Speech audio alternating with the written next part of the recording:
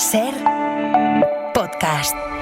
Son las 10, las 9 en Canarias. En la cadena SER, Hora 25. Pablo Tallón.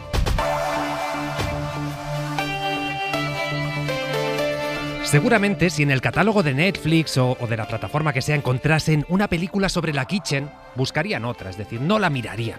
Pensarían que el argumento es inverosímil, que todo es tan rocambolesco, tan exagerado, que no hay ni por dónde cogerlo. Por si se han perdido, yo les cuento de qué va esta película. Resulta que en España hubo un partido de gobierno, el PP, que tuvo durante al menos 2 décadas, se dice pronto 2 décadas, una caja B, es decir, un dinero ilegal por el que no pagaba impuestos y que utilizó, entre otras cosas, para abonar sobresueldos o para financiar su sede actual en la calle Génova. Esto es así, es decir, esto ya está juzgado, pero ahora viene lo presunto, lo que hoy ha quedado visto para sentencia. Al parecer, presuntamente, cuando este partido estaba en el gobierno, la cúpula de Interior, empezando por el ministro, utilizó dinero que era de todos, de usted, mío, de los que estamos en esta mesa, también utilizó policías que debían protegernos. ¿Y para qué lo usaron? Pues para espiar al extesorero del PP y a su familia, para robarle información comprometedora sobre esa caja B. No fueron pocos los efectivos destinados a esto. Según la Policía Nacional, movilizaron a más de 70 agentes, algunos de los cuales dejaron de luchar contra el terrorismo o el crimen organizado para dedicarse a boicotear la justicia. Pero es que por el camino, también presuntamente se contrató a un chofer para que espiara a ese extesorero y le robara información. Según los investigadores, le pagamos entre todos, entre usted, entre yo, entre todos, 2.000 euros mensuales aproximadamente, además de restaurantes caros, de taxis, de cafés. Hasta una pistola les pagamos. Y no solo eso, sino que también supuestamente se amañó su entrada en la Policía Nacional. Pero es que todavía hay más. A lo largo de este proceso judicial se ha relatado cómo este grupo parapolicial entró en el estudio donde Bárcenas guardaba supuestas grabaciones comprometedoras, colocó micrófonos, cámaras, esto en dependencias privadas. Pero sin duda lo más surrealista, y que por varios motivos ha quedado fuera de esta causa, es el secuestro a punta de pistola que sufrieron la mujer, el hijo y la asistenta del hogar del extesorero por parte de un falso cura. Esto pasó, esto sucedió. Hemos escuchado todo esto, hemos escuchado a testigos señalando a Rajoy, diciendo que él estaba al tanto de todo, que era el Barbas, el asturiano. Hemos escuchado a Bárcenas diciendo que sí, que el expresidente trituró delante de él documentos sobre la contabilidad en vez del PP. Hemos escuchado hablar a Cospedal en unos audios sobre hay que encontrar la libretita de Bárcenas. Pero lo cierto es que, por lo menos de momento, ni uno ni otro están siendo investigados. En fin, que la película es de las malas, ya lo sabíamos, pero habrá gente que hoy esté con una sensación de rabia, preguntándose cómo es posible que el final fuera tan previsible. Es decir, ¿cómo puede ser que desde el minuto 1 ya supiéramos que determinada gente se va a salvar? Ahora bien, también será interesante escuchar, estudiar la reacción del PP cuando conozcamos la sentencia. Ese PP que se indigna muchísimo cuando son casos de otros que todavía ni siquiera han sido juzgados. Y será interesante por aquello de saber hasta qué punto un bodrio como este puede o no tener segunda parte. Pablo Tallón. Hoy vamos a comentar este y otros temas de actualidad con José Marcos, que se estrena en esta mesa de análisis, periodista del País. ¿Qué tal? Bienvenido. ¿Qué tal? Buenas noches, ¿cómo estáis? Ya es una veterana, Marisol Hernández, ¿cómo estás? Buenas noches. Buenas noches, Pablo. Y Pablo Lorduy, buenas noches. Buenas noches. 10:03, 9:03 en Canarias, vamos con todo. Y hay que decir que antes de empezar este análisis, una terrible noticia nos llega desde Barcelona, la acabamos de conocer. Una vez más tenemos que hablar de un nuevo crimen machista, van 32 ya. En lo que va de año. Pol Valero, bona nit. Hola, bona nit. Es que pone los pelos de punta. En este caso, un hombre ha apuñalado a su mujer en el barrio de San Martí, en Barcelona, y todavía más terrible, lo ha hecho delante de sus hijos. No sé, Pol, ¿qué más sabemos? Los hechos han ocurrido hace poco en la calle Andrade. Poco antes de las 8 de la tarde, los Mossos han recibido un aviso por una agresión en un domicilio. Varias patrullas se han desplazado hasta el lugar y allí han encontrado a la mujer herida de gravedad. La víctima ha sido atendida por los servicios de emergencias que la han intentado reanimar, pero no han podido. Según fuentes policiales, el crimen ha sucedido delante de los hijos de la mujer. Ahora mismo los Mossos y la Guardia Urbana están buscando al presunto asesino que se ha escapado, según las mismas fuentes. Durante la huida ha incendiado un vehículo. La División de Investigación Criminal se ha hecho cargo del caso. Marisol, es terrible. Antes nos decía Mariola Lourido, 7 de las 9 mujeres asesinadas por sus parejas o exparejas entre junio y julio convivían con el agresor. Este goteo incesante, doloroso, es que es insoportable. Es absolutamente insoportable, Pablo, y parece que no tenemos instrumentos suficientes para frenarlo, ¿no? O sea, somos un país avanzado, maduro, que pensamos, ¿no?, que tenemos cotas de educación, ¿no?, de civilización, por llevarlo a un término mayor, pues de las mejores del mundo, y nos damos cuenta que no, que mientras esto siga pasando, pues tenemos desde luego graves deficiencias, no estamos siendo capaces de proteger a las mujeres, las están matando delante de sus hijos, las están matando incluso con órdenes de alejamiento, y luego, pues como tú decías, ¿no?, mujeres que conviven con sus agresores y que en muchos casos no han dado ni siquiera señales de alarma para que se pueda actuar para protegerlas, ¿no? Entonces yo creo que aquí la Fiscalía llama a hacer un debate y una revisión constante de estos asuntos, y yo creo que como país también tenemos que ponernos manos a la obra con ello. Pues insistimos en la trágica noticia con la que abrimos Hora 25, un nuevo asesinato machista en el barrio de San Martí, en Barcelona. Un hombre ha matado a su mujer y lo ha hecho delante de sus hijos. Hora 25. Pablo Tallón. Y vamos ya con la última hora de los incendios, porque la situación poco a poco parece que va mejorando. Alejandro Becerra, buenas noches. ¿Qué tal, Pablo? Buenas noches. El gobierno asegura que los incendios de Madrid y Ávila no han avanzado por primera vez en las últimas 24 horas, y además los vecinos de 15 municipios de ambas provincias pueden ya volver a sus casas. Sí, poco a poco continúa esa desescalada por los megaincendios de la Sierra Oeste de Madrid y Ávila. Marlaska decía hace unos minutos que hoy, por primera vez en las últimas 24 horas, no ha habido ningún avance del fuego. Que estamos conteniendo el fuego, algo importante, en las últimas 24 horas el perímetro que estaba fijado no ha habido ningún avance. Es el primer momento en que podemos decir que de 24 horas... Ha relatado que las condiciones del clima no han sido esta tarde las más apropiadas, porque se empieza a notar esa subida del calor, aunque no ha habido rachas fuertes de viento. Marlaska ha anunciado que levanta el desalojo de Fresnedillas de la Oliva y Zarzalejo, que se une a otros 8 municipios, esto solo en Madrid. Varias urbanizaciones de San Martín de Valdeiglesias y Villa del Prado, eso sí, siguen desalojadas. En Ávila se trabaja para la estabilización del incendio de Burgondo. También esta tarde se ha permitido la vuelta a sus casas de 5 municipios como Fresnedilla o el propio Burgondo. En total hablamos de la vuelta a casa de unas 30.000 personas. En Toledo el incendio de Almorox ha desescalado a situación 1 y desde ayer los vecinos de municipios evacuados pueden volver a su casa. En Castellón la última actualización son 10.000 hectáreas arrasadas y se levanta el confinamiento de 3 municipios. Se ha trasladado, o se ha acordado, mejor dicho, una decisión en el CECOPI de cerrar las entradas, los accesos a los municipios. Esto decía el conseller de Emergencias. Las labores de extinción se centran ahora en contener varios focos para evitar que las llamas avancen hacia el Parque Natural de la Sierra de Espadán. En la Utrera del León, un fuego en fase de control mantiene desalojadas a 66 personas y una cosa más, hoy ha muerto una de las heridas en el incendio de Los Gallardos de hace 3 semanas. Se eleva a 14 el número de muertos en total allí en Almería. Gracias, Becerra. Pues sobre incendios ha hablado hoy Pedro Sánchez. En su rueda de prensa de balance del curso, el presidente del gobierno ha jugado con las dos manos. Con una ha vuelto a invitar al PP a cerrar un gran pacto de Estado contra la emergencia climática, y con la otra le ha reprochado el negacionismo climático en sus pactos con Vox, pero también en algunas de sus declaraciones recientes. Es verdad, Guillermo Lerma, buenas noches.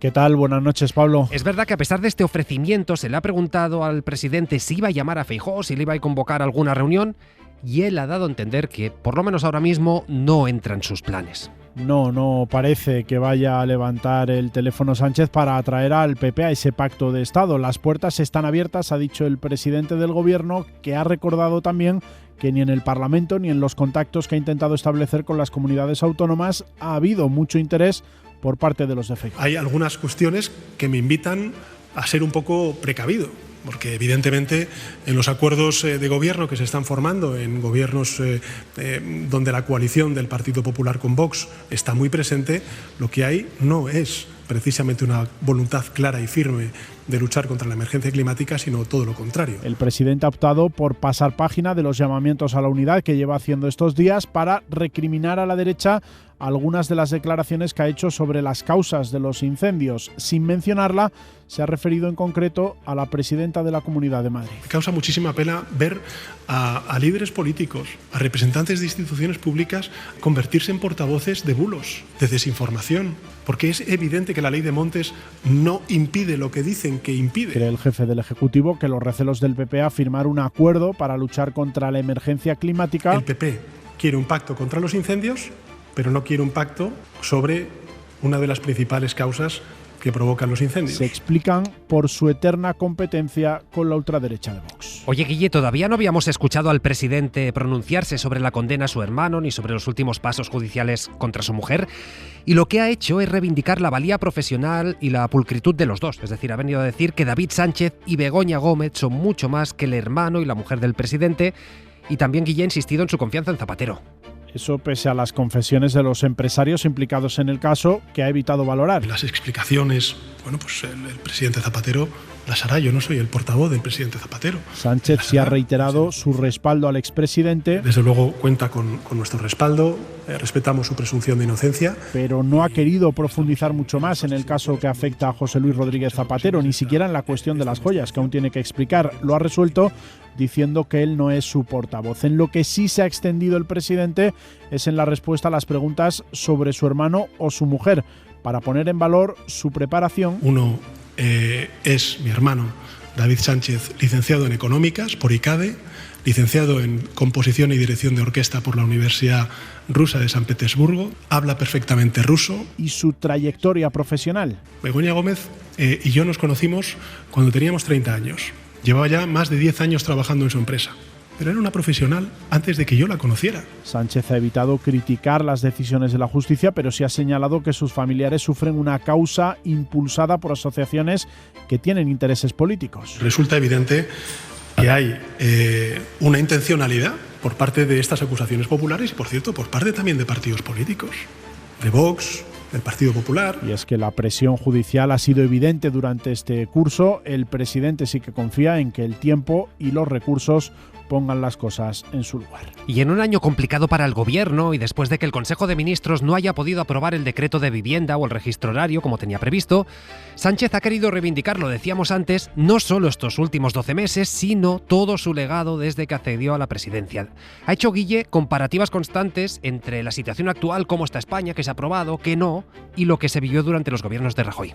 Más que un balance del curso político que se acaba, lo que ha hecho Sánchez es un repaso a toda la legislatura, consciente de que entra en los últimos meses antes de concluir. El presidente ha reivindicado la forma en la que el gobierno reacciona a las diferentes crisis. Esa era la norma, los recortes. Eso en 2018 acabó. Somos el gobierno de la gente. Y ha aprovechado los datos económicos para presumir de gestión, un aval con el que el jefe del Ejecutivo ha querido además lanzar un mensaje de continuidad. Queda un año para culminar esta legislatura, un año para culminar reformas, para seguir avanzando, para demostrar que España tiene un camino propio. Pese a la debilidad parlamentaria y a la falta de apoyos para aprobar, por ejemplo, el decreto de medidas de vivienda que ha tenido que retrasar, Sánchez ha vuelto a comprometerse a presentar los presupuestos. Nuestra intención es presentar los presupuestos y nuestra voluntad es aprobarlos. Aunque no ha querido aclarar el presidente si el hecho de no sacarlos le llevará definitivamente a pulsar el botón electoral. Pues José, voy a empezar contigo. Te hemos visto en esa comparecencia, en esa rueda de prensa. ¿Cómo has visto al presidente? ¿Qué sacas de lo que hemos visto esta mañana? Bueno, lo primero que se encontraba cómodo, digamos, que pese a tener que gestionar la última crisis, ¿no? Esta policrisis constante con problemas simultáneos como lo que estamos viendo con los incendios. Se le veía cómodo porque es un tema, el de la lucha contra el cambio climático, que siempre ha abanderado, que ha terminado provocando que incluso dentro del Partido Socialista, bueno, pues revisasen sus estatutos y se definiese hace pocos años como un partido ecologista. ha impedido en los momentos de debilidad del PSOE, cuando Podemos amenazaba con el sorpaso, bueno, que tuviera una fuga de votos por ese voto, ¿no? de los verdes. Y es algo que, bueno, que define con una convicción que le ha llevado a, digamos que a proponer, pese a la dificultad del momento, bueno, pues a proponer con una coherencia que mantiene en esta cuestión, vamos, desde el inicio de su trayectoria política, desde que fue secretario general del PSOE en 2014, pues plantear este pacto de Estado al Partido Popular, en el que claramente Alberto Núñez Feijóo se ve muy incómodo, ¿no? Y más todavía después de acabar de firmar 4 pactos de gobiernos de coalición con Vox, ¿no? En Extremadura, Aragón, Castilla y León y Andalucía, sin olvidarnos de los presupuestos en Comunidad Valenciana. En ese sentido le he visto fuerte, y cuando le hacíamos las preguntas sobre su familia, sobre los 9 años de inhabilitación de David Sánchez, sí, que era destacado, no de su que hermano. No es solo su hermano, que es más que su hermano, evidentemente está bien esa distinción, o de Begoña Gómez, que también tiene una trayectoria profesional, bueno, pues le ha permitido algo que quizás en Moncloa deberían yo creo que de revisar, porque no habíamos tenido hasta ahora oportunidad de preguntarle al presidente del gobierno sobre ambas cuestiones, sobre la inhabilitación de 9 años a su hermano, que por cierto es la misma condena que se aplicó a Baltar, al cacique bueno, digamos, le llamaban así, ¿no?, de la Diputación de Orense, por enchufar a más de 100 personas en la Diputación. Lo digo por comparar.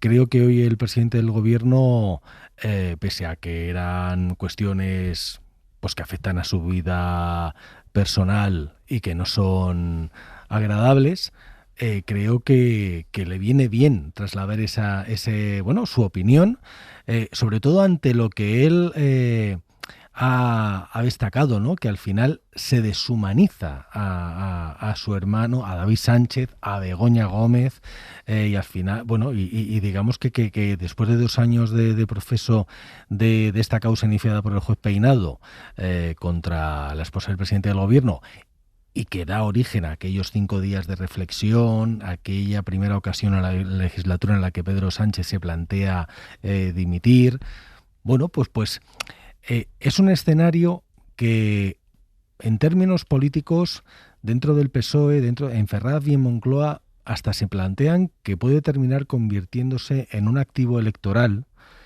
porque, digamos, si la gente entiende, si el electorado progresista entiende, o el moderado, no ideologizado, entiende que son unas penas que, digamos, trascienden a otras, como la condena a Ábalos, de 24 años, que nadie cuestiona, o los procesos judiciales abiertos, por ejemplo, contra Santos Cerdán, o la causa de Leire Díez, que va por otro carril, sí, la gente hace una distinción, en el propio Partido Socialista también. Entonces sí que entienden que lo de Begoña Gómez y David Sánchez es otra cosa. Y eso, según se acerquen las elecciones generales, puede terminar convirtiéndose además pues en un motivo de provocar una reacción progresista. No sé si como la de 2023, sí, pero sí al menos una reacción. Pues ahora voy con vosotros, Marisol, Pablo, pero por situar todos los elementos, ahora decía José, el Partido Popular no está cómodo con el debate del cambio climático. Bueno, lo que es seguro que de momento es que no comparte para nada este balance de Sánchez.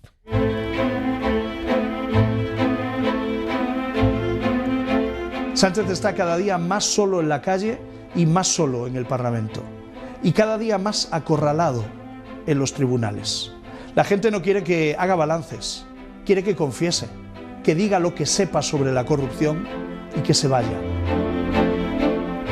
Este es Miguel Tellado en un mensaje enlatado en el que los populares han vuelto a demostrar que su respeto por la presunción de inocencia es más que discutible. Sánchez ha comparecido en el centro de negocios de su mujer, en el cuarto de al lado al que usa una procesada por corrupción para pedir dinero para sí misma usando bienes y personal del Estado. Es una anomalía que Sánchez comparezca en el Palacio de la Moncloa, porque hace ya mucho tiempo que debería haberse marchado de allí. Pero más allá de esto, el PP vuelve a insistir en aquello de que el cambio climático no provoca los incendios, que es verdad que nadie ha dicho esto. Lo que se ha dicho es que una vez provocados cuesta más apagarlos.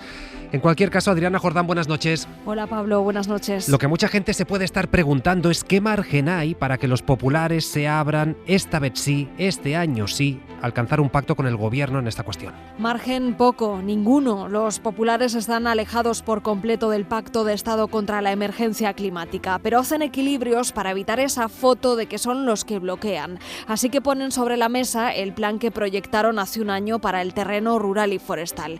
Unas ideas que van a quedar en agua de borrajas porque la voluntad de entendimiento es nula.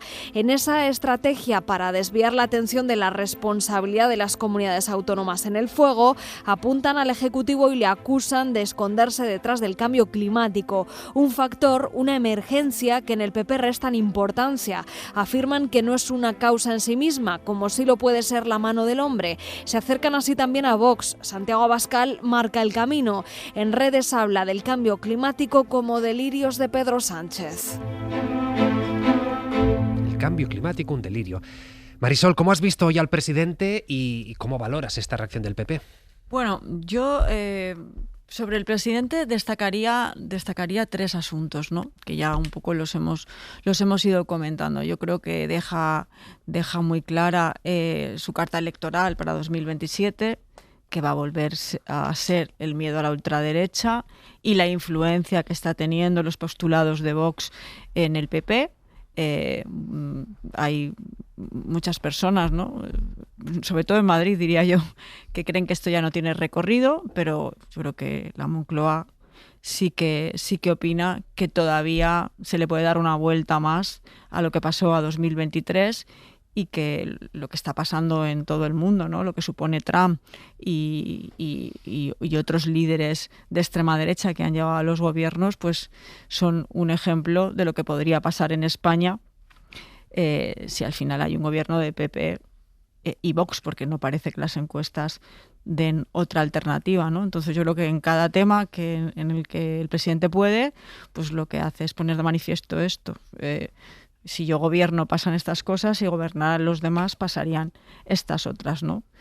Yo creo que esto ha estado presente toda la legislatura, pero desde luego el año que queda hasta las elecciones, si no se adelantan, pues va a ser diario. Luego me ha parecido que ha habido un cambio también en la manera de abordar los problemas judiciales de David Sánchez y de Begoña Gómez, ¿no?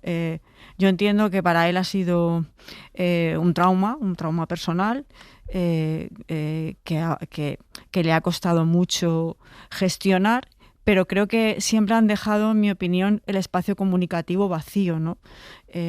Nunca han dado explicaciones. El tema, cuando se preguntaba, ¿no?, molestaba, y entonces no... Yo creo que los ciudadanos no han podido tener datos, ¿no?, de realmente qué estaba diciendo el PP, qué estaba pasando en los tribunales, pero no se han aportado datos que yo creo que hubieran sido importantes, al menos a la hora de que la gente se configure su opinión. Y hoy, por ejemplo, lo ha hecho. Hoy yo creo que es la vez, pienso yo, que más tiempo ha hablado de ese asunto, que ha hablado además con más sinceridad, ¿no? Me ha parecido a mí también, y creo que eso es bueno, ¿no? Que afrontarlo de esta manera, ¿no?, con cierta claridad, y bueno, y arrojando luz sobre lo que alguna gente ya puede tener una opinión preestablecida, pues creo que es positivo.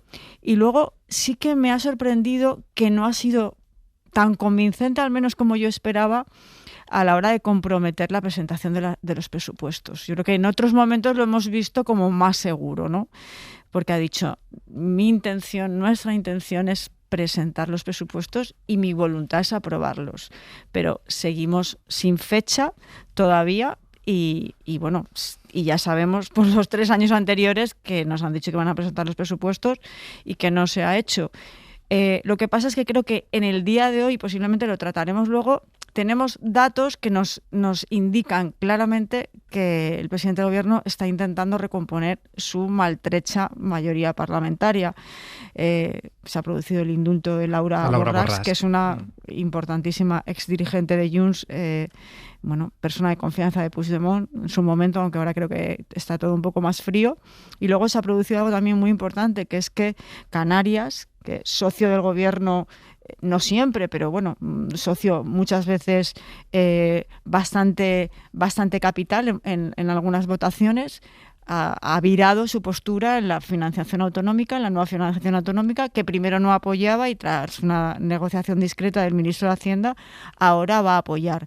Entonces yo creo que Sánchez nos está mandando señales, no sé si en septiembre las señales serán distintas, pero nos está mandando señales de, bueno, los presupuestos sí, pero ya veremos, y en todo caso la legislatura dura hasta julio, ¿no?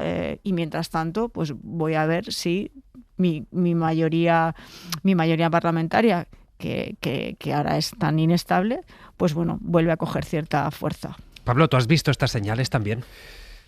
Yo lo que veo cuando oigo a Sánchez es que la vista de pájaro se gusta y creo que hay que reconocer que gusta, ¿no? Él ha habido un momento en el que ha dicho esto de que se fije en la reacción de admiración del mundo, que la gente se fije... Que si viajan, que se fijen en cómo ello. nos admiran. Ha hecho el guiño esperable, por otra parte, a la selección española de fútbol. Y entonces, y de entrada ha presentado unos datos que luego, a ras de suelo, son discutibles. Por ejemplo, en el tema de la vivienda ha habido un exceso de triunfalismo, ha habido una autocomplacencia evidente, pero que, como digo, a vista de pájaros son importantes, ¿no? Los datos del paro ya han bajado de 2 décimas, o sea, de 2 dígitos, perdón, el nivel más bajo en 18 años de paro. Todo esto, más esa idea de yo soy el presidente que se preocupa por el cambio climático, yo soy el presidente que no quiere guerras ilegales, etcétera, nos lleva a esa duplicidad, ¿no? Sánchez a vista de pájaro. Esto tiene un fuerte impacto aquí. No vamos a tener un presidente del gobierno, viendo lo que hay en la oposición, que pueda dar este ejemplo al mundo, viendo también pues, cosas como que él también se ha encargado de recordar, como el impuesto al sol, etcétera. Todo medidas a favor del combustible fósil, una cosa completamente anacrónica en este momento, pero que el Partido Popular todavía se niega a rechazar, ¿no? Se niega a decir, oiga, lo fósil no es el camino. Entonces, claro, desde esa perspectiva, desde lo alto, Sánchez funciona y sigue funcionando de cara a mucha gente. En el nivel de calle, pues evidentemente la corrupción pesa. Yo distingo aquí un poco o difiero con vosotros. Creo que el caso David Sánchez y el caso Begoña Gómez, en el que podemos vivir el pasillo de la vergüenza, el jurado popular, portadas y portadas, son muy distintos. Para mí, estoy de acuerdo, en el caso David Sánchez ha quedado algo descafeinado después de la sentencia. Creo que la derecha tampoco lo puede enarbolar como algo claro, porque realmente ni siquiera la condena es sustanciosa en ese sentido, pero claro, si vamos hacia un otoño con Begoña Gómez haciendo ese paseillo y además con la posibilidad de que se convoque a Sánchez como testigo, pues a ras de suelo, la idea de este es el gobierno más corrupto de la historia, que intenta instalar el PP basándose en nada, pero lo intenta instalar, pues seguirá sonando. Y luego que a ras de calle, pues sigue habiendo desahucios, sigue habiendo, como hemos dicho al principio, violencia machista, asesinatos machistas, sí. Y esto, digamos, también genera cabreo, genera digamos, un malestar social sordo, si queremos, pero importante, ¿no? O sea, no vivimos tampoco en el mejor de los países del mundo si hay 32 asesinadas cuando estamos a la mitad del año, ¿no? Y como digo, a ras de calle, pues estas cifras macroeconómicas siempre se matizan un poco. Dicho esto, otra cosa, ya la última que me ha llamado la atención del discurso es cuando él habla de la etapa neoliberal, y esto es muy hábil desde su punto de vista, al marcar tantas veces la diferencia entre esa etapa neoliberal de la que veníamos con Mariano Rajoy, etcétera, de los recortes, con su política reformista de apertura, 100.000 millones de euros en los fondos Next, etcétera, etcétera, también está diciéndole a la gente, oye, que lo que viene puede ser que nos devuelva malas cifras de paro, que nos devuelva a bajo nivel de la calidad de empleo, a la temporalidad, a la quema de combustibles, con lo cual, bueno, pues marcar esto pues también es como volver a situar a vista de pájaro de no soy el neoliberal de la Unión Europea, tenéis que daros cuenta. Y todo esto de la corrupción, bueno, pues es un acompañamiento, desde luego no es bonito, pero lo que se le pide al público es que mire desde arriba, ¿no?, la situación. Pues veremos. En este marco, decía Marisol, tengo la intuición de que está intentando recomponer puentes con los socios de investidura. Conocíamos durante la tarde que Laura Borràs ha sido indultada parcialmente. Aquí habrá quien piense, bueno, qué injusto indultar a alguien que ha sido condenada por corrupción, por fraccionar contratos. Habrá quien diga, no, es lo que había que hacer. Lo dijo el tribunal, hay que indultar. ¿Cómo lo ven los analistas? A la vuelta. Hora 25. Pablo Tallón. Venga, y seguimos con José Marcos, Marisol Hernández, Pablo Lordú, y decíamos, este mediodía ni Pedro Sánchez ni el gobierno han informado de ello, pero a media tarde nos hemos enterado de una noticia de calado político, y es que el Consejo de Ministros ha indultado hoy parcialmente a Laura Borràs. Que no es una cualquiera, hablamos de la expresidenta del Parlament, exconsellera, expresidenta de Junts. Ella fue condenada por prevaricación, por fraccionar contratos cuando dirigía la Institución de las Letras Catalanas. Después esos contratos se los otorgaba a un conocido a dedo, eso es lo que dijo la sentencia. Pero es verdad, Miguel Galindo, buenas noches. Buenas noches, Pablo. Es verdad que el propio tribunal que la condenó en su sentencia ya recomendaba esta medida de gracia para evitar que ella entrara en la cárcel. El propio tribunal dijo que era una pena excesiva. Supongo, Miguel, que a eso es a lo que se agarra el gobierno, por lo menos en parte, para justificar este indulto parcial, con el que, eso sí hay que decir, que se mantiene la pena de inhabilitación. Sí, con el indulto del gobierno a la exdirigente de Junts per Catalunya se le conmuta la pena de prisión de 4 años, 6 meses y 1 día por otra de 2 años. El resto de la pena, los 13 años de inhabilitación a los que fue condenada, se mantiene. También la multa de 36.000 euros que está condenada a pagar. Solo unas horas antes de conocerse el indulto, la propia Borràs había escrito un mensaje en sus redes sociales en el que se presentaba como víctima de lawfare. El Supremo confirmó en febrero de 2025 la condena del Tribunal Superior de Justicia de Cataluña a Borràs por los delitos de prevaricación administrativa, falsedad en documento oficial y como inductora de un delito continuado de falsedad en documento mercantil. El recurso de la expresidenta del Parlament se centró en el indulto parcial que el TSJC propuso en su sentencia para dejar en 2 años el castigo de prisión al considerar que la suma de las penas conllevaba una pena de cárcel excesiva. El gobierno ha indultado a otras 4 personas, entre las que se encuentran el gestor cultural Natalio Grueso, el exalcalde de Linares Juan Fernández Gutiérrez y 2 ciudadanos particulares. Y ya se han pronunciado en redes sociales tanto la propia Borràs como el secretario general de Junts. Y no se crean que están dando saltos de alegría, por lo menos explícitamente.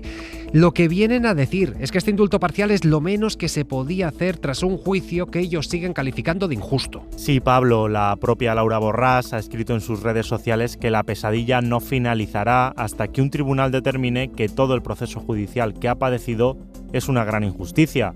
La noticia de hoy no es un punto final, dice Borràs, sino un punto y aparte en la lucha por su honorabilidad. Una Borràs que también ha hecho referencia a ese indulto parcial que propuso la sentencia del Tribunal Superior de Justicia de Cataluña y a la que ella se agarró para su defensa. El secretario general de Junts, Jordi Turull, ha asegurado que el indulto no blanquea la grave injusticia perpetrada por los justicieros de la toga nostra, refiriéndose a la justicia española. Por su parte, el líder del partido, Carles Puigdemont, sí ha mostrado su alegría por la decisión del gobierno. Remarca la naturaleza política de la causa, pero asegura que la noticia es un alivio. Pues doble pregunta, Pablo. Primero, ¿este indulto parcial es de justicia? Y segundo, ¿cambia en algo las mayorías del gobierno? Bueno, el indulto es una medida de gracia, entonces de justicia la condena ya era firme y de justicia, pues como todos los indultos, ya depende un poco del gusto del consumidor, ¿no? En este caso era prevaricación y falsedad documental. Es verdad que, como habéis dicho, ¿no? El Tribunal Superior de Justicia de Cataluña decía que la pena era excesiva. Si eso lo dice el propio juzgado o el propio tribunal que dicta la sentencia, es lógico pensar que le ponen fácil al legislador tomar la decisión. La segunda parte, o lo más sustancioso, es, de nuevo, que vamos hacia una dicotomía trascendental, yo creo, para la historia o para este momento histórico del Reino de España, que es la normalización, la distensión o seguir dándonos garrotazos, o seguir con los garrotazos.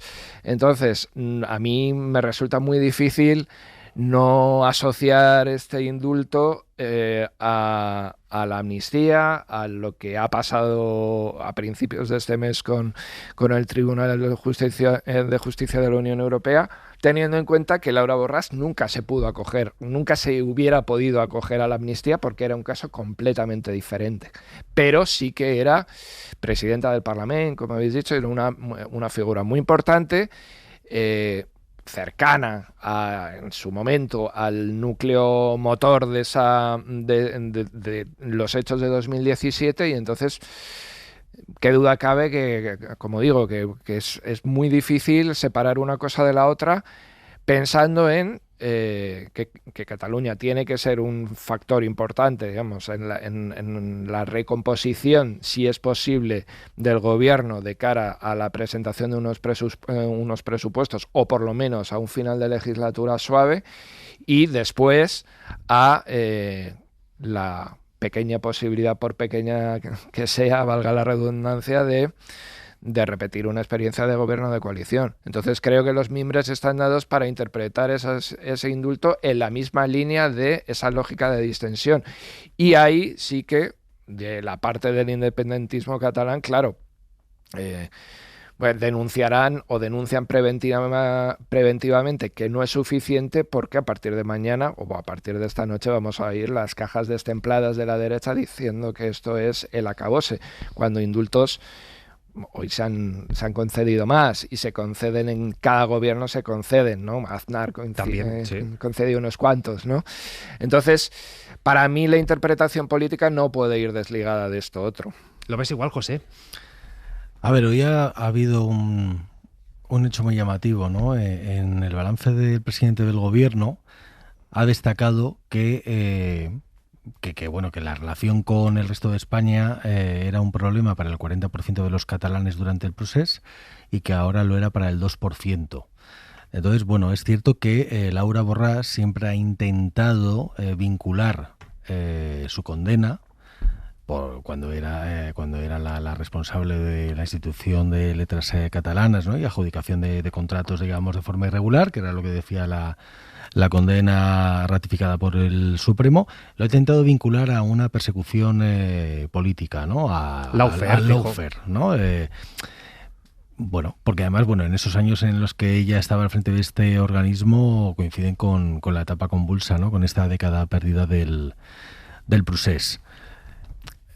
Pedro Sánchez ha llegado a bromear diciendo que al final, que se acerca el día en el que Alberto Núñez Feijóo se reúna con Carles Puigdemont, porque se le ha hecho la pregunta ya tradicional de los balances, tanto en Navidades como al final de verano, si se plantea reunirse con el líder de Junts.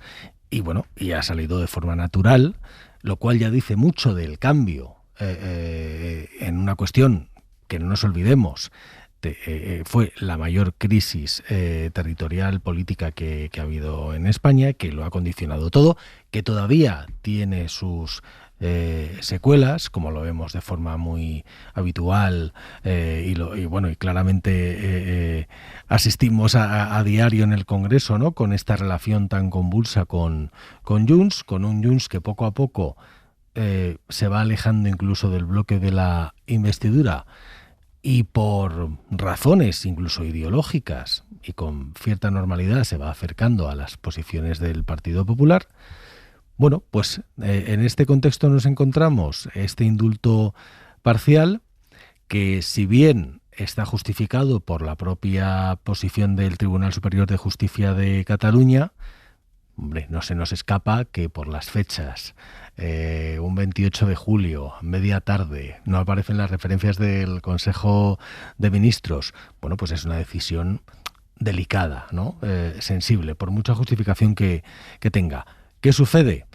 Que como el Partido Popular cae en esta fábula de Pedro y el Lobo de forma constante, y cada día España se rompe y es el apocalipsis y el final de los tiempos más el Armagedón, cuando suceden situaciones de este tipo en las que podrías apretarle al gobierno, pues pierde ese efecto, ¿no? Aparte que nos encontramos en un momento, bueno, pues eso, ¿no? Con la mitad de España esperando a irse de vacaciones, la otra apurando los últimos días, no se le va a prestar atención y va a contribuir a la normalidad política, sin ninguna duda, en Cataluña. Junts ya ha dicho que esto no va a servir para mejorar la relación, que esto es un intento de blanqueamiento. Bueno, son las posiciones de Junts, que no nos olvidemos que está en una posición muy delicada, muy sensible, con Alianza Catalana amenazando con convertirse en segunda o tercera fuerza en el Parlament en las próximas elecciones autonómicas, y todo esto a costa básicamente de tanto del electorado de Junts como de muchos de los cuadros neoconvergentes que les están atrayendo en lo que parece en ocasiones una OPA hostil. Están fichando a equipos municipales al completo en ciudades medias e importantes de Cataluña, y esta forma de crecimiento al final pues te está dejando más arrinconado a un partido que está en cierto modo paralizado a la espera del regreso a España de Carles Puigdemont. Vamos a ver si se cumplen los plazos que manejan en el gobierno, si eso se va a producir finalmente o no allá por el mes de octubre, y eso sirve para aclarar un poquito el tablero político, tanto en lo que resta de legislatura en las Cortes Generales, pero también de cara a lo que suceda en los próximos meses en Cataluña, que al final te condiciona lo que sucede, ¿no?, en el resto de la política española. De hecho, el Supremo en las últimas horas, ayer contábamos cómo ha aplicado la amnistía a una consellera del 1 de octubre, a la primera, Meritxell Serret, también lo ha hecho a la mesa del Parlamento en las últimas horas. Pero claro, tú, Marisol, decías antes, seguramente Sánchez se ha equivocado dejando un vacío opinativo, un vacío de información respecto a los casos de su mujer, respecto al caso de su hermano. Claro, no contar esto no vuelve a provocar ese vacío. Es decir, si apruebas una medida como esta, ¿no es mejor salir, dar la cara y argumentar por qué lo has hecho? No, yo es que creo que esto es un sapo para el gobierno. Sí. O sea, que lo hace porque no le queda más remedio, porque el fin superior es recomponer las relaciones con Junts, que tiene la clave de la legislatura, el voto definitivo en todas las votaciones, ¿no? Y puede que queden todavía muchas votaciones. Yo creo que es incómodo, nos lo está diciendo la propia fecha, ¿no?, el 28 de julio, para que pase desapercibido, y sobre todo exactamente el día en que no comparece la portavoz del gobierno en la rueda de prensa posterior al Consejo de Ministros, que es el único día de todo el curso político en el que lo hace el presidente del gobierno, ¿no? Con lo cual ella no ha podido informar sobre eso, en caso de que hubiera querido informar, que yo creo que tampoco lo hubiéramos sabido porque nos lo hubieran contado. Pero claro, además ahora vamos a un mes prácticamente de vacaciones, ¿no? Hasta finales de agosto no hay otra vez Consejo de Ministros, no se va a poder preguntar apenas. Entonces yo creo que el gobierno lo ha hecho un poco de tapadillo. Es verdad que se puede acoger a que lo ha pedido el Tribunal Superior de Justicia de Cataluña, pero la propia Fiscalía se ha pronunciado en contra. Entonces, es verdad que, bueno, pues es una decisión un tanto controvertida. Yo no creo que ayude en nada a la normalización de la convivencia en Cataluña. La amnistía sí, por supuesto, ha ayudado, y eso es una realidad. Pero este caso no tiene nada que ver con el procés, es un caso de corrupción clara. Junts ya intentó que lo metieran en la ley de amnistía y el gobierno se negó. Y si oyes a cualquier dirigente de Esquerra dar su opinión sobre lo que ha hecho o no Laura Borràs, yo no he escuchado aún a ninguno que defienda lo que hizo y que esto, bueno, sea un caso de lawfare, ¿no? Lo que pasa es que, bueno, pues Sánchez nos está más o menos diciendo hoy que quiere llegar a final de legislatura. No sabemos si podrá o no podrá, o si tomará otra decisión en los próximos meses, pero para llegar a eso, para hacerlo, necesita recomponer su mayoría absoluta, y yo creo que esto forma parte de esa estrategia. Pues hablando de corrupción, lo decíamos en el arranque, la Kitchen hoy ha quedado vista para sentencia. Y por si se acaban de incorporar, estamos hablando presuntamente de la trama liderada por el Ministerio del Interior de Rajoy, que se dedicó a usar dinero y agentes del Estado para espiar al extesorero del PP, a Luis Bárcenas, para robarle información comprometida sobre la caja B del partido. Siguiendo este juicio, desde el minuto 1 ha estado nuestro compañero Miguel Ángel Campos. Buenas noches. Hola Pablo, ¿qué tal? Buenas noches. Hoy en sus alegatos finales han pedido clemencia al tribunal los excomisarios Villarejo y Gómez Gordo, y también quien fue chofer de Bárcenas.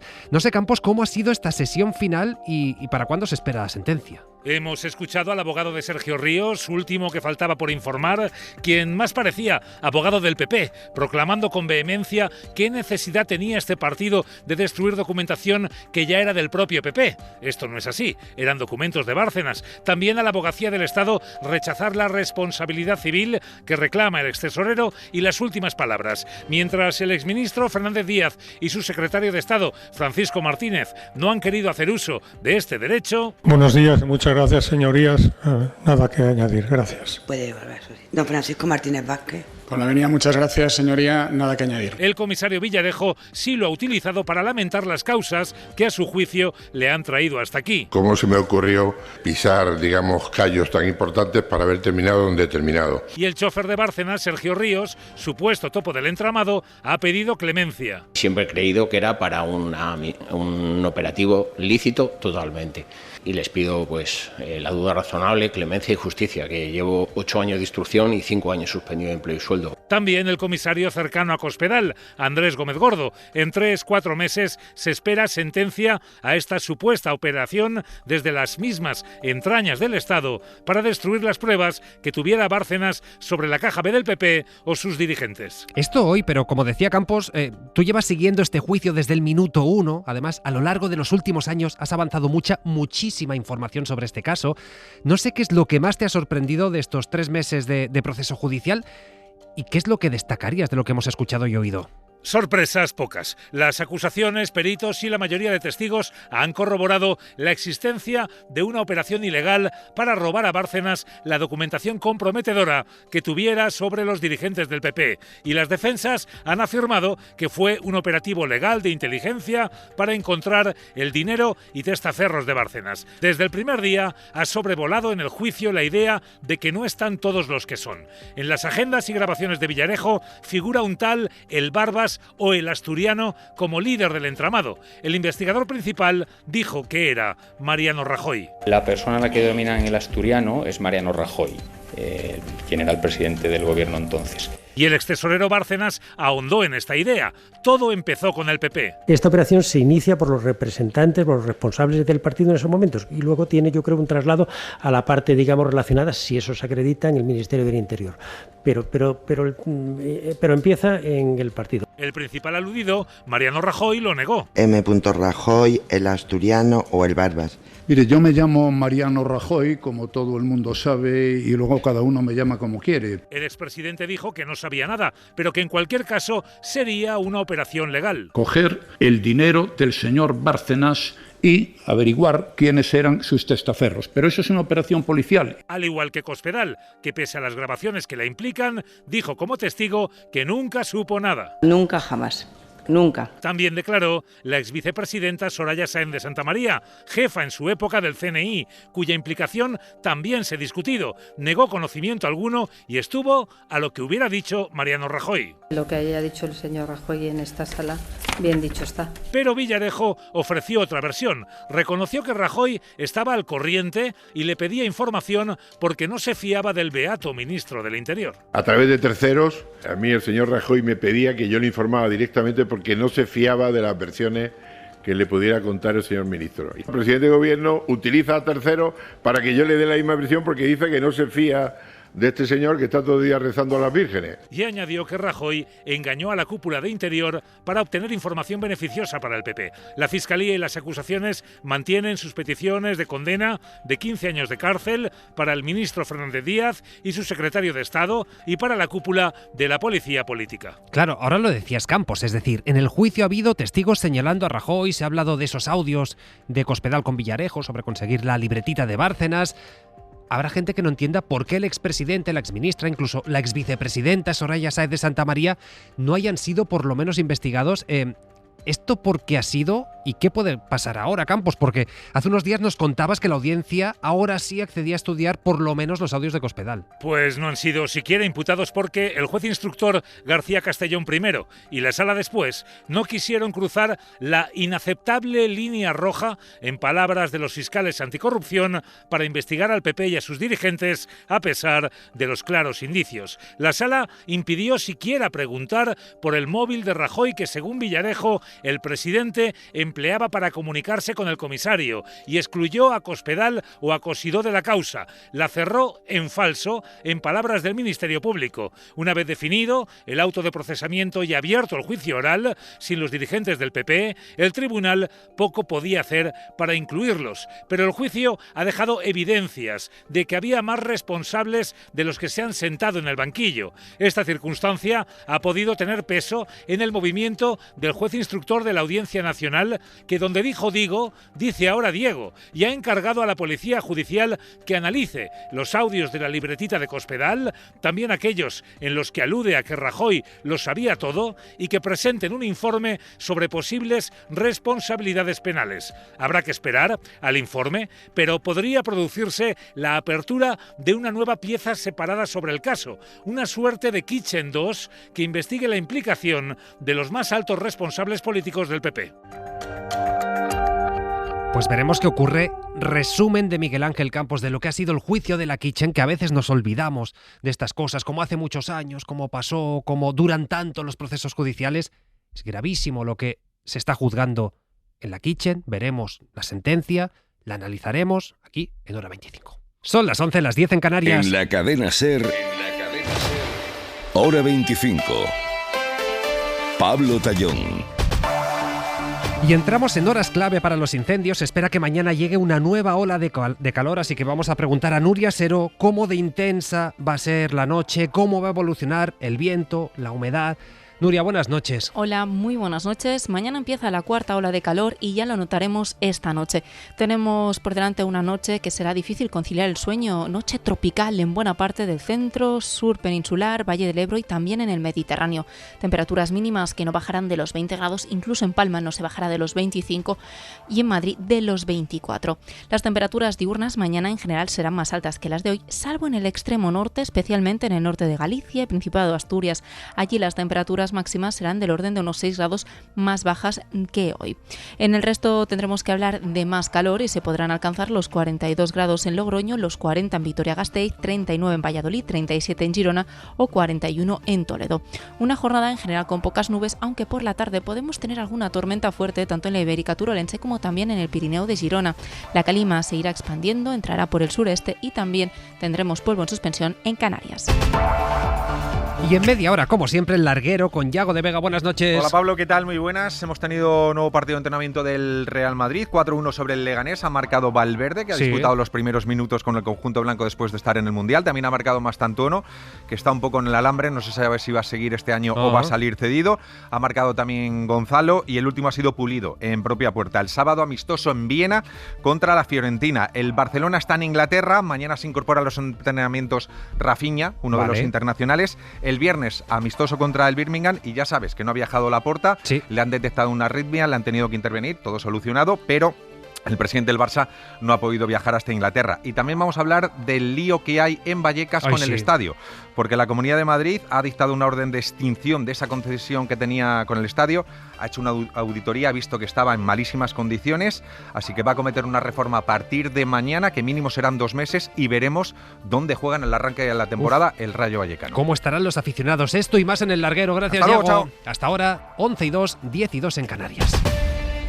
Y enseguida vamos a ir con los incendios, con la última hora, pero es que queremos abordar otra cuestión, y es que el Gobierno aplaza a septiembre la reunión de mañana con las comunidades, en la que estaba previsto que se aprobara el nuevo modelo de financiación autonómica.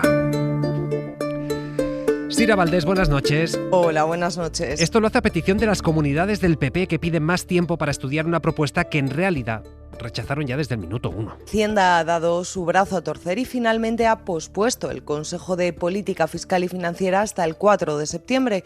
Por tanto, no será hasta esa fecha cuando el Gobierno dé el primer paso para la aprobación del nuevo modelo de fiscalidad autonómica, que ahora mismo solo cuenta con el apoyo de Cataluña y de Canarias, que ha anunciado su voto favorable en el último momento.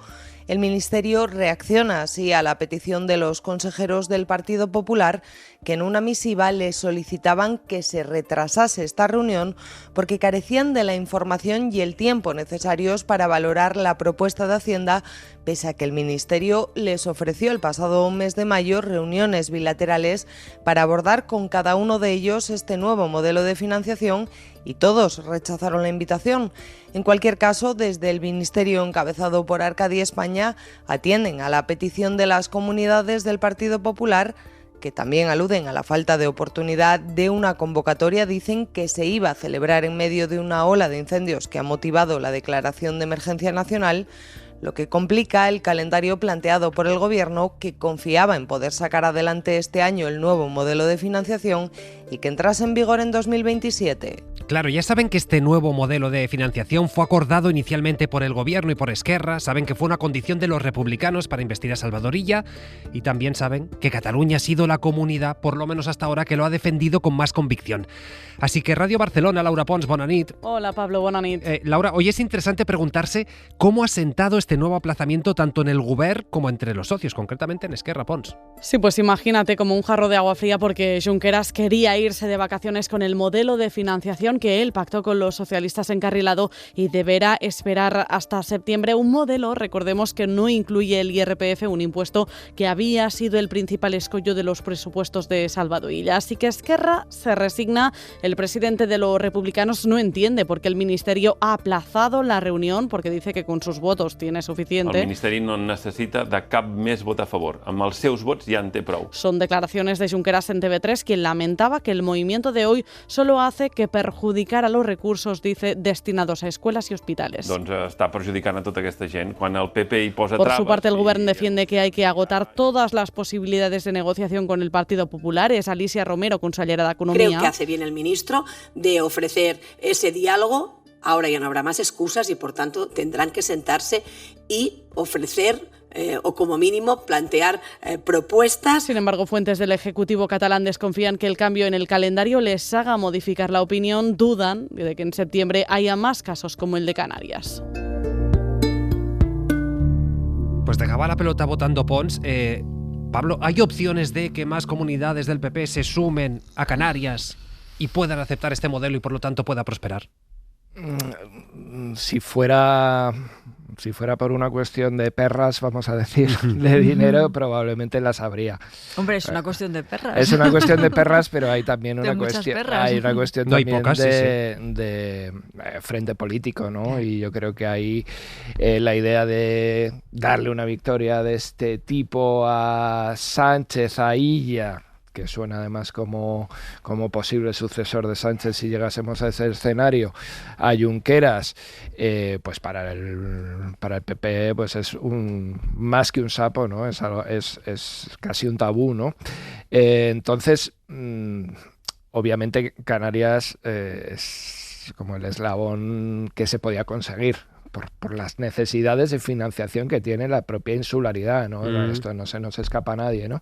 Entonces, en este tiempo realmente yo creo que con los votos amarrados no debería pasar nada porque hubiese algún tipo de negociación y ahí tendríamos que ver si la escenificación se impone al propio beneficio de las comunidades autónomas que puedan obtener, digamos, de una negociación bilateral.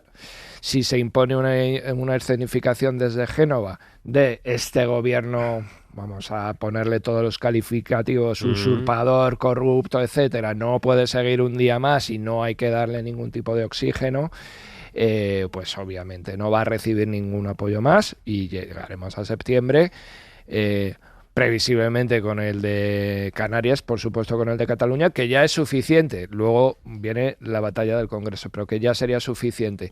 Si a partir de lo que ha pasado en Canarias los varones autonómicos dicen voy a negociar, que igual saco esas perras tan interesantes que me pueden venir muy bien de cara a al próximo ciclo autonómico, que va a ser importante en mayo del año que viene, pues ahí estaríamos ante cierto resquebrajamiento del discurso de Génova, pero también a favor de una normalización de la política que yo creo que todos deseamos, sea julio, agosto, septiembre, octubre o noviembre. Es que, Marisol, yo pienso, por ejemplo, Comunitat Valenciana, Andalucía, que ganan muchísimo con este nuevo modelo. ¿Cómo le cuentan a sus electores renuncio a tantos millones de euros para sanidad, para educación, para mejora de las condiciones de los trabajadores públicos? Claro, es que yo sí que creo que se abre una rendijita. Es verdad que es muy pequeña, pero sí que existe esta rendijita porque hasta ahora, bueno, lo que decía el PP es que era un traje a medida para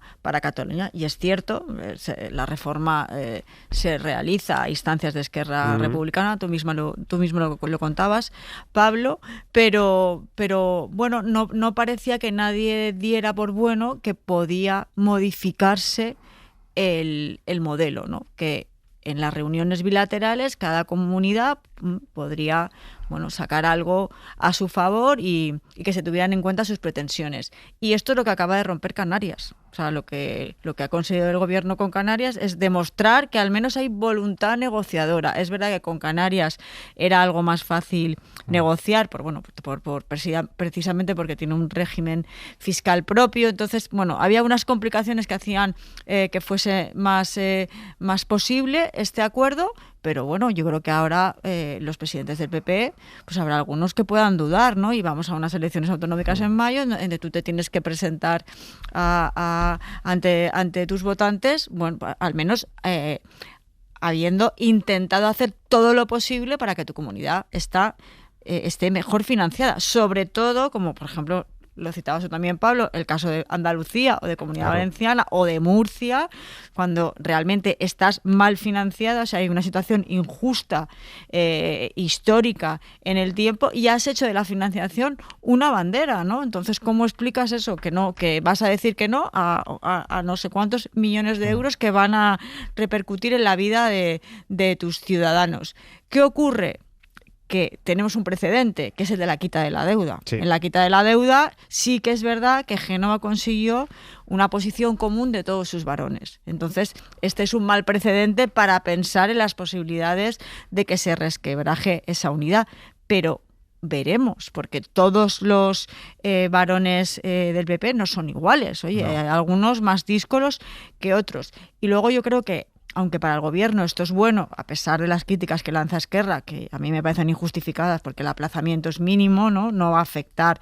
Si se quiere sacar adelante en el Congreso, se puede sacar adelante igual antes de final de año. Creo que el gobierno lo que tiene que hacer también es convencer a dos de las comunidades autónomas que están en contra, además de Cataluña a favor y desde luego Asturias y Castilla-La Mancha en contra. O sea que la primera tarea después de Canarias, antes de ponerse con el PP, es que tus propias comunidades apoyen tu reforma. Pues mirad, mañana a las 9, ya que citas Castilla-La Mancha, Emiliano García Paje en Hora 25 con Pedro Blanco. Lo escucharemos, José, a ver qué cuenta. A ver qué nos dice. Lo escucharemos.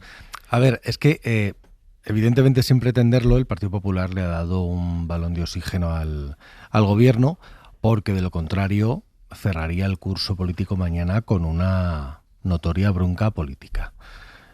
Y bueno, y ese sería el titular, pese a que el gobierno trataría de lucir, de destacar una victoria en el Consejo de Política Fiscal y Financiera, ¿no? Con esa aprobación del borrador, digamos, del modelo de financiación, que sería una victoria pírrica porque el gobierno tan solo habría obtenido el respaldo de Cataluña, que le bastaba con una comunidad autónoma, y es cierto que con el añadido de Canarias. Con la decisión del Partido Popular de aplazar la reunión hasta septiembre, con el argumento de que no disponían de la información suficiente, bueno, pues le das un colchón al gobierno que lo que va a tratar de buscar es, bueno, pues alguna otra grieta en ese frente de 11 comunidades presididas por el Partido Popular, pero que más allá de las siglas tienen intereses en ocasiones incluso opuestos. Porque esto ya le pasó a Pedro Sánchez en su primer mandato, cuando había 9 presidentes autonómicos socialistas. No son iguales los intereses que pueda tener una comunidad como Madrid a las que tenga Asturias o Galicia o Castilla y León, ¿no? Con todo lo que afecta allí la despoblación y con lo que supone para el coste del mantenimiento de los servicios públicos, pues eso, una población envejecida, la orografía del terreno, estas cuestiones. Es verdad que nos vamos a perder una foto que hubiera sido muy curiosa, ¿no? Porque Canarias, donde el Partido Popular gobierna en coalición con Coalición Canaria, la consejera de Hacienda es del Partido Popular y no iba a venir a la reunión, iba a venir la consejera de Presidencia de Coalición Canaria, del partido mayoritario en ese ejecutivo de coalición, lo cual evidencia también las dificultades que tiene el Partido Popular en una cuestión como la del modelo de financiación y que ya el propio Mariano Rajoy no fue capaz de aprobar en aquella legislatura en 2014, cuando disponía de una mayoría absoluta holgada, precisamente por las diferencias que había entre los varones del Partido Popular. En todo caso, yo echo muchísimo en falta que el Partido Popular no plantee una alternativa al gobierno. Es decir, uno puede estar en contra, en desacuerdo con las cifras, con las cantidades de este sistema de financiación, con la forma con la que se anunció, que lo hizo Oriol Junqueras a las puertas de Moncloa, que es algo, bueno, que se ha convertido en un sapo imposible de aceptar para Asturias y Castilla-La Mancha, que son las otras 2 comunidades del régimen común, ¿no? Navarra va por otro lado, junto con Euskadi, donde también gobiernan los socialistas. Pero no sabemos nada de Feijóo, no sabemos qué opina del sistema de financiación, más allá de que es malo. No nos han aportado cifras. Seguro que hay un debate entre las comunidades del Partido Popular, entre los presidentes. Hay un frente común entre Comunidad Valenciana, Moreno Bonilla, Andalucía, López Miras, Murcia. Tienen muchísimos aspectos en los que pueden ponerse de acuerdo, precisamente que frente a Isabel Díaz Ayuso, por poner un ejemplo. Pero en cambio, ese debate no, es que lo desconocemos. Pues sí, de hecho lo decías tú ahora, es decir, con una mayoría absoluta, con el modelo caducado, no fueron capaces de ponerlo encima de la mesa. Con el debate abierto en esta legislatura, más allá de decir que sea solidario, que sea justo, pues no han podido poner ninguno. He dicho que Emiliano García Paje va a estar en Hora 25 con Pedro Blanco, no, va a estar en Hoy por Hoy a las 9 de la mañana con Pedro Blanco. Pedro Blanco no puede hacer toda la programación de la SER, por lo menos de momento. Dejando actualizar la situación de los incendios, hoy por lo menos nos han dejado buenas noticias. El fuego ha dado una pequeña tregua y parece que sí, que el trabajo de los cuerpos de extinción está dando frutos. Buenos días, os hablo ya con alegría. Podemos regresar a nuestros pueblos cuando queramos ya. He recibido una llamada ahora mismo de la delegada de la Junta como que está abierto nuestro pueblo ya. Así que, despacito, tranquilos. Fíjense, con esta emoción es como el alcalde de Ordial, Bernardino Domingo, comunicaba hace unos días a sus vecinos que podían volver a sus casas. Seguro que en las últimas horas mensajes como este se han ido repitiendo porque miles de personas han podido hacer lo mismo, han podido regresar a sus hogares y también se ha levantado el confinamiento a otras miles. En uno de los pabellones donde muchos evacuados han estado durmiendo estos días, en el Polideportivo Paco Sedano de Móstoles, ha estado nuestra compañera Anaya Iriarte. Que ya no vamos a amiga. Bueno, pues han venido antes de que... 4 días después, el viaje de vuelta sabe distinto. Es el camino a casa. Los vecinos de Cadalso de los Vidrios regresan. Ahora por fin vuelven. De sentimiento me muero. Tú serás el bien de mi vida. Tú serás el Hay quien despide estos días con una canción, otros con abrazos, también con el cansancio de quien ha vivido demasiado en poco tiempo. Y tienen claro qué van a hacer cuando lleguen a casa. Pero una ducha y una cama buena. Y luego ya lo que Dios venga. La alegría aquí en Móstoles era agridulce porque los de Fresnedillas de la Oliva se quedaban, pero... Pues sí, al final ellos también van a poder regresar a sus casas. Mariano, buenas noches. Buenas noches. ¿Dónde está ahora mismo usted? Pues ahora mismo en casa. Que hace un cuarto de hora por ahí que he terminado de darme la mejor ducha que me he dado en años. ¿Cómo ha encontrado esa casa? Bueno, pues bien, con olor a humo, pero bien. Bien, mucha ceniza alrededor, pero bien. ¿Cómo han sido estos días? Usted está en Cadalso de los Vidrios, en Madrid. ¿Cómo han sido estos días fuera de casa? Bueno, pues no sé, ha sido una experiencia, ¿no?, un poco así nervioso, contento, porque cuando salimos pues no te lo esperas. Piensas que vas a regresar a otro día y cuando te encuentras en el polideportivo pues no sabes ni qué pensar. No te lo crees que estás allí.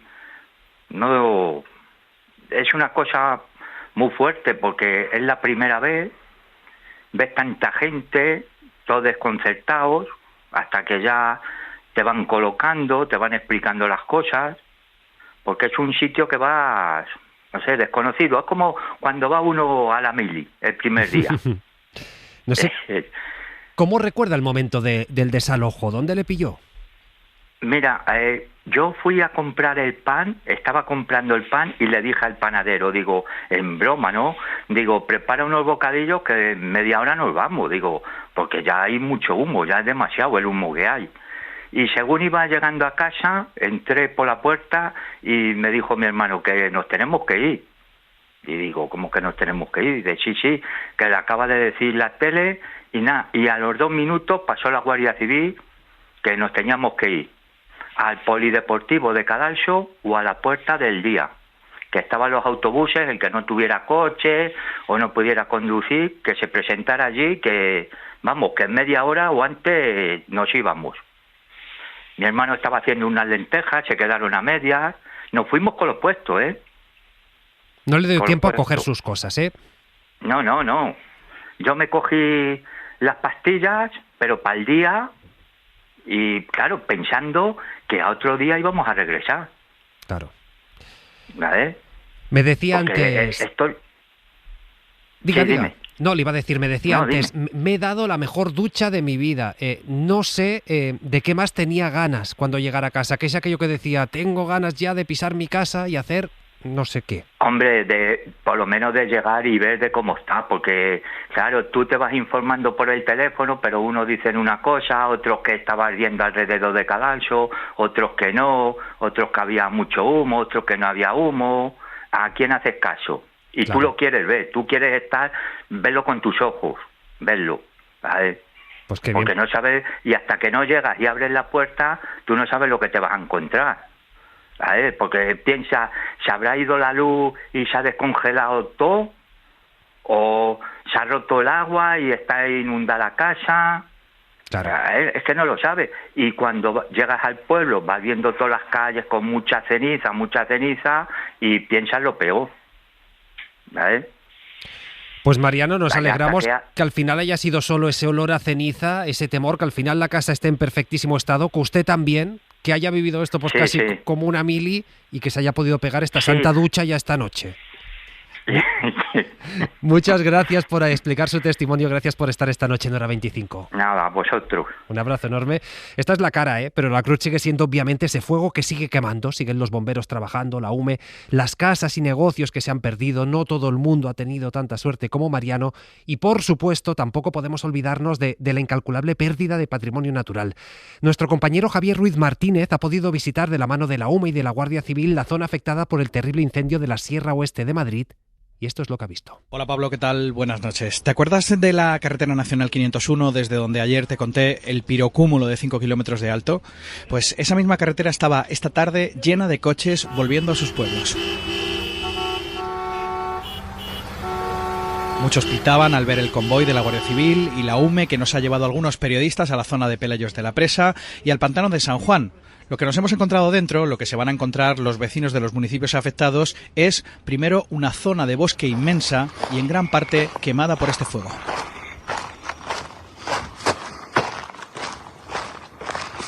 He visto muchos pájaros que han sobrevivido, pero ningún animal terrestre. La mayoría mueren sin capacidad de huir, excepto los que son más grandes, por ejemplo los cérvidos, que se refugian en zonas que no se queman por puro instinto. Lo bueno, lo que te contaba a las 8, es que muchas zonas se han salvado y eso va a ser clave para el refugio de esos animales y también para la reforestación que tiene que llegar. Ahora lo que os quiero contar es algo que ha pasado durante esa visita y que, aunque pueda parecer una anécdota, la verdad que no lo ha sido. Durante todo el camino hemos visto varias zonas de rescoldos de las que salía humo muy visible y a mucha distancia. A una de ellas nos hemos podido acercar. De repente el humo se ha vuelto fuego y el fuego una llama pequeña, muy pequeñita. En apenas 2 minutos la llama se había vuelto grande. Y la Guardia Civil, que nos acompañaba, ha tenido que llamar a una brigada forestal para que vinieran de urgencia a apagar ese fuego que había surgido prácticamente ante nuestros ojos.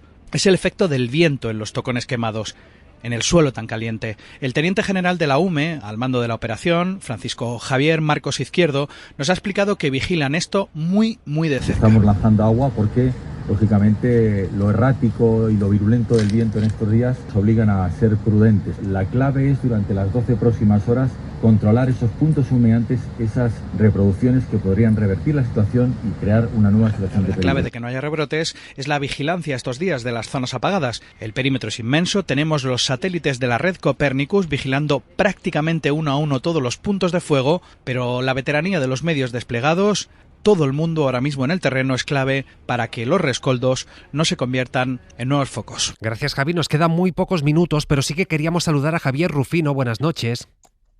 Buenas noches, ¿cómo estás? Que es fiscal de sala, coordinador de Medio Ambiente y Urbanismo, y queríamos saludarle porque hemos podido ver un vídeo suyo a través de redes sociales en las que cuenta el papel que tiene la Fiscalía en esta lucha contra los incendios en la vertiente legal, y quería que también se la pudiera trasladar, fiscal, a los oyentes.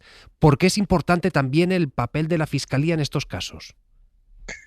Pues el papel de la Fiscalía es importante, en primer lugar, porque es la respuesta penal más inmediata que podemos tener a un fenómeno tan grave, tan preocupante como el de los incendios forestales, especialmente del tipo que estamos sufriendo en los últimos tiempos como consecuencia del cambio climático y de otros factores que son conocidos. La labor de la Fiscalía, por naturaleza, es de respuesta ante acciones que son delictivas. Y nosotros perseguimos delitos que son dolosos, es decir, intencionados, o de imprudencia. Las penas son muy elevadas y ese es nuestro ámbito, digamos, natural de actuación. Pero no solamente hacemos eso. Nosotros entendemos, no ahora, desde que yo coordino la red de los 204 fiscales especialistas que hay en España, no ahora, sino hace ya bastantes años, hacemos labores también de colaboración con el resto de administraciones en materia de prevención orientada a la posible investigación de un delito. Me explico. Cada año la Fiscalía pone en marcha una campaña de prevención de incendios forestales, normalmente en primavera, recaba información sobre los lugares que tienen riesgo alto de incendio forestal y una vez que tiene esa información, dentro de la unidad de la que dispongo, de la Fiscalía de Sala de Medio Ambiente, que son guardias civiles, agentes forestales, técnicos, etcétera, una red bastante amplia, pues requerimos a los distintos ayuntamientos y también a los particulares que son los responsables de mantener esa zona de riesgo forestal.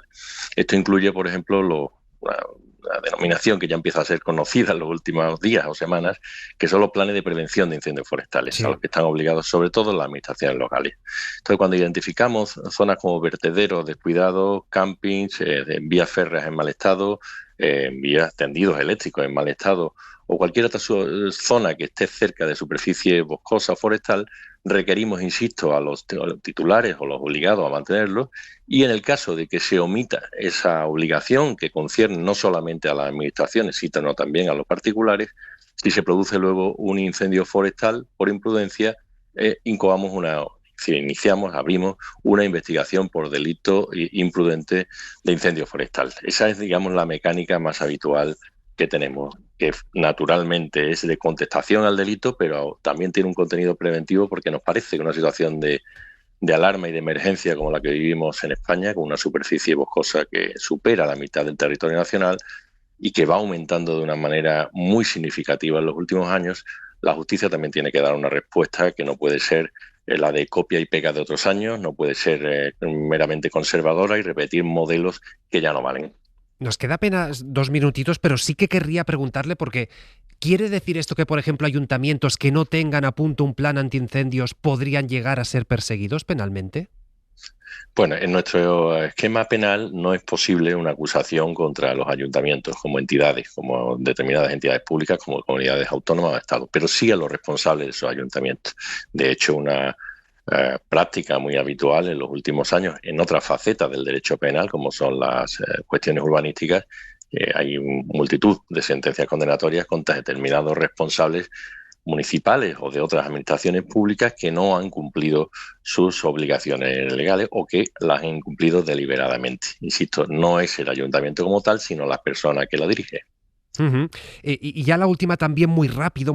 Esta semana un científico del CSIC planteaba en Hora 14 sancionar a quienes difunden bulos negacionistas. Nos quedan segunditos, pero sí le quería preguntar, ¿esto es viable, fiscal? Perseguir penalmente bulos negacionistas no tiene un contenido fácil, no es fácil articular eso desde el punto de vista penal, no tiene nada que ver con, al menos directamente, con la justicia penal ambiental.